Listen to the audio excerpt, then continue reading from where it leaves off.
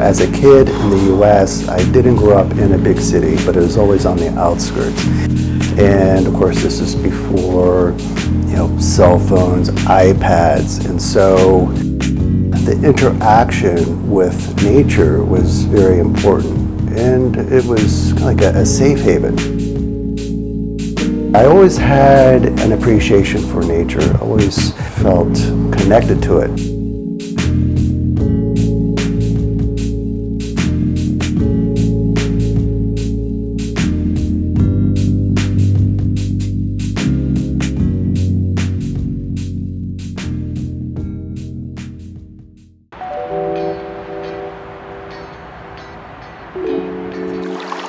When people are close to water, they do feel relaxed.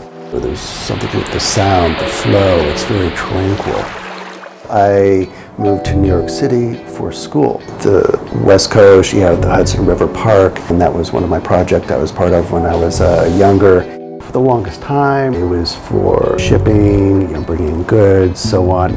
But then when industrialization, everything started to change, there wasn't the need to use the piers anymore.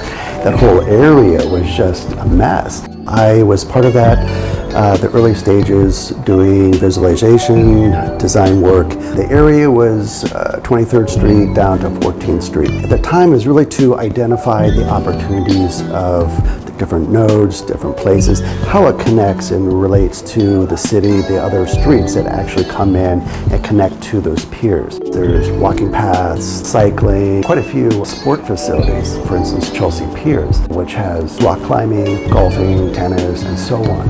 For Chengdu, a good example is Zhangtang Park, right? It's very sports oriented. There's kayaking, canoeing, there's like volleyball, like an amazing skateboard park, very close to the Xinjiang River. That's very similar to Hudson River Park. It's an opportunity how we connect to the water for recreation, outdoor activities, staying healthy, staying fit.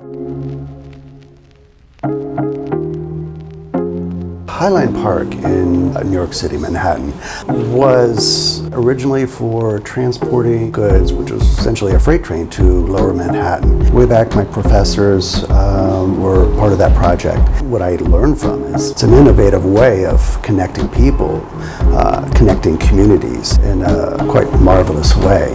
Almost like a timeline of different elements, different moments that have happened in the past, and reflecting on that.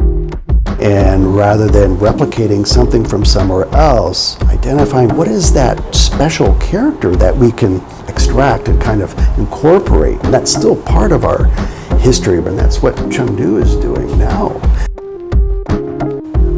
In the past, Shaoyan location was a lumber yard around, I believe the year was 1959. And at some point probably decommissioned and so on, and probably went through different cycles of changes.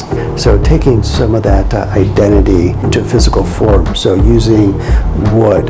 So the concept of the project was forest wood human. It won several awards in Chengdu. In many places, there's a very long history. Inspiration is like anchoring a certain direction or a proposal in a historical and cultural background. And with that brings a sense of belonging and also purpose and meaning. I think the number of parks and the distribution of parks in Chengdu is that it is one park, it's one system, part of the city. From my personal experience, it's a very attractive aspect. If I know there's a park, I can run, I can do recreational things outside, then that's great.